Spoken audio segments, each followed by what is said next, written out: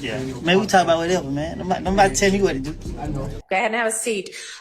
What I want to ask you right now, I know that you have been given immunity with regard to your testimony, and there had been, at some point, you didn't want to testify. At some point, you did want to testify. The first question I have for you... I never wanted to testify. Okay. The first... Well, right. Want to is maybe the wrong term. But my question for you right now is, do you have an attorney at all? Why did you shrug your shoulder? I don't know. I would think that would be a no then, if you don't know where I'm saying I was talking to Melanie, but... Melnick? Yes. Okay. Didn't he ask to be relieved as your attorney, and did you sign something saying that's okay, you can get out of this? Why did you shrug your shoulder? I don't I know they spin it. Don't be asking me about no code and finish. Don't keep asking me how I knew get it. Talk niggas see me go the other way. Outside, I will draw down. Just the other day, flip phone. There's another play. Hit my phone, ain't talking money. Boy, you talking crazy.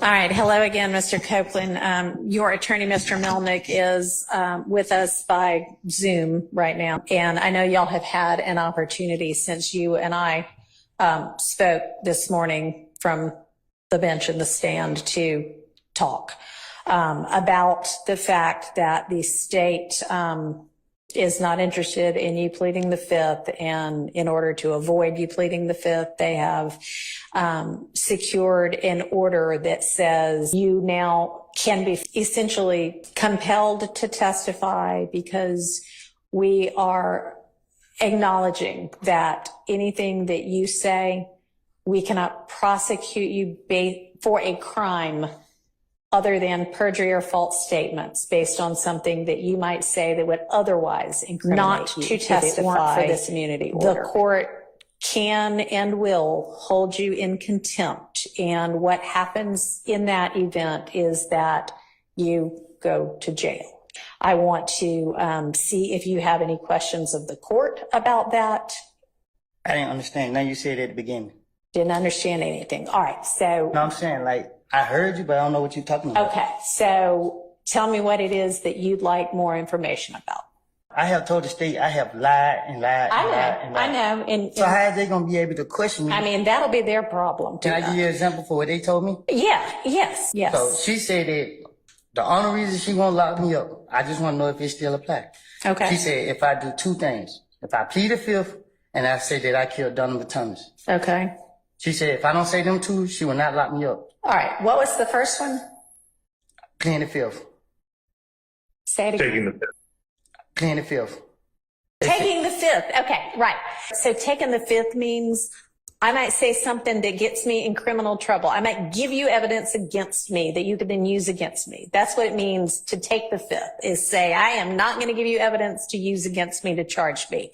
When they give you that immunity order, I can admit to a crime on the stand. They can't charge me with it. They have said, you no longer have a privilege against self-incrimination because we have committed to not being able to prosecute you, not being able to bring criminal charges against you because of what you say. We cannot take that evidence and use it against you. That's why taking the fifth at this point would get you in trouble. They saying something that they don't know what they're talking about, and then they ask me about it. They can ask you about anything they want to. If in your answer you admit to a crime, they cannot charge you with that crime. Now, if you admit to a crime and they have evidence that is pretty certain that you did not commit that crime, you say, yeah, I committed that crime yesterday. That was here in Atlanta when they know you were in Europe, and they got video of you in Europe, and you sent a postcard that said, I'm having fun in Europe. That would be proof that you're lying. And so that they could charge you with perjury for, okay? Or false statements for. Okay. Okay? I'm asking you now, when they're like, all right, we're calling Kenneth Copeland, are you going to say, okay, ask me what you want to ask me. I'll tell you whatever I'm going to tell you. Or are you going to say, nope, I don't care if you throw me in jail. I'm not saying a word. I am not getting on the stand. It depends on how I wake up. Okay. All right. Well, then we will just revisit it on Monday morning. So plan to be here at 8:45 on Monday morning. You're free to go for now.